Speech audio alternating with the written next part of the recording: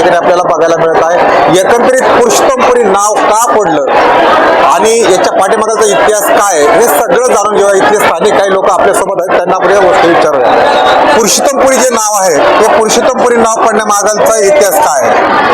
आता हे पुरुषोत्तमाचं नाव आहे। अगोदर तर ह्या गावाला पोकतपुरी म्हणून असं संबोधलं जायचं, पण पुरुषोत्तमाची इथं मूर्ती असल्यामुळं किंवा अधिष्ठान असल्यामुळं या गावाचं नाव रेकॉर्डला पुरुषोत्तमपुरी पडलेलं आहे।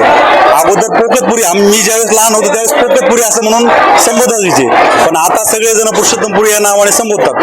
कारण या देवाचं महत्व असं की हा अधिक महिना म्हणजे 3 वर्षानंतर प्रत्येक वर्षाला 11 दिवस असे निघतात बाहेर, आणि त्याचा 33 दिवसाचा एक महिना हा 3 वर्षाला ठरतो। तर त्याच्यामुळे हे अधिक मासाचं महत्व पुरुषोत्तमाला दिलेलं आहे। आणि ह्या महिन्यामध्ये आपण आपले घरचे म्हणजे जावई असतील, हे असतील, पाहुणे रावणे हे त्या महिन्यामध्ये दान धर्म हे ते अशा गोष्टी करतात।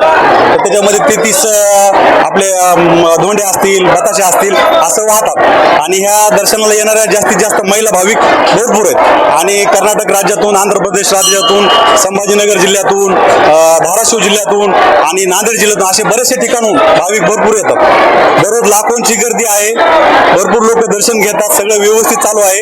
आणि मंदिराच्या वतीने पार्किंगची व्यवस्था ही पूर्ण फ्री केलेली आहे। मंदिराने पूर्ण जमीन ॲक्वायर करून किंवा त्यांना मोबदला देऊन ही जमीन मंदिराला घेऊन त्यांना सगळी सुखसुविधा दिलेली आहे।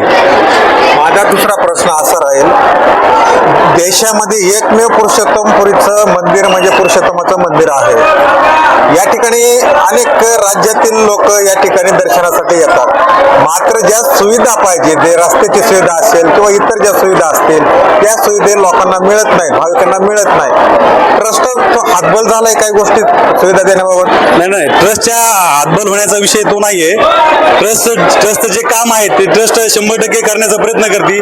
प्रशासनाला वेळोवेळी कळून, पत्रव्यवहार करून, सगळ्यांना मीटिंग घेऊन हे सगळं वेळोवेळी कळवलेलं आहे। पण प्रशासनाच्या काही गोष्टीमुळं त्यांनी काही गोष्टीकडे न लक्ष देता, रस्त्याचं काम असेल किंवा अनेक काही गोष्टीचं असेल, त्यांनी थोडंसं ह्यावेळेस लक्ष दिलेलं नाही।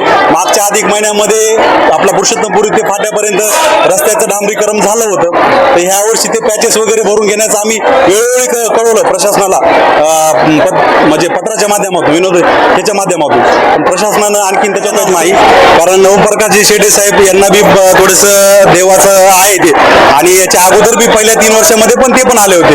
यावर्षी त्यांना सांगितलं किंवा इथं कोणीतरी, आता ओमप्रकाश शेटे साहेबच म्हणून नाही किंवा आमदार साहेबच म्हणून, असे बरेचसे भाविक लोक आहेत की ते म्हणतात की आमची न काही म्हणता हे आमच्याकडून निधी एवढा घेऊन जा आणि इथं सुखसुविधा करा, कारण ते लोकांचा म्हणजे सेवेकऱ्यांचा म्हणजे हे प्रश्न असतो आपण आपला। तर शेटे साहेबांनी इथं पाणी फिल्टरचा जार प्लॅन्ट बसवला आहे, आणि आमदार साहेबांच्या माध्यमातून बाकी सगळ्या प्रशासनाच्या गोष्टी आम्हाला पुरवतात। तुमच्यासारखे हुशार आणि तरुण ट्रस्टवर का जात? आता ट्रस्टवर जाण्याचा विषय असा आहे की आता हे पहिले पण ट्रस्टवरचे जे आहे ते चांगल्याच पद्धतीचं काम करतात, त्याच्यामुळे ट्रस्टवर जाण्याचा काही विषय येत नाही।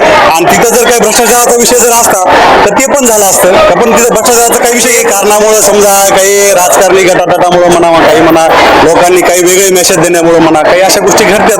पण आमदार साहेबांचं लक्ष आहे, कारण आमदार साहेबांच्या माध्यमातून सुनील केंद्रेकर साहेबांनी पाठपुरावा केला, पण त्याच्यानंतर आमदार साहेबांनी बी या मंदिराच्या जीर्णोद्धारासाठी भरपूर मदत केलेली आहे।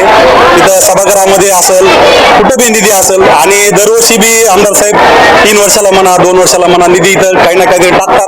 तर 100% लोक म्हणजे इकडचे प्रतिनिधी जे कोणी असतील त्याचं बजेट खूप मोठं आहे। आता गुत्तेदार साहेबांना पाठीमागे त्यांनी जे काम केले, पण आमच्या वतीनं आम्हाला तरी असं वाटतंय की प्रशस्त खूप मोठं आहे, त्यांनी तरी पण मंदिर खूप पद्धतीनं, मोठ्या पद्धतीनं फास्ट म्हणजे त्याची गती केली, आणि चालू आहे काम। आता पुढच्या धोंड्याच्या महिन्यामध्ये 100% वरती दिवस जातील, या पुढच्या धोंड्याच्या महिन्यापर्यंत। चला, निश्चितच हे होते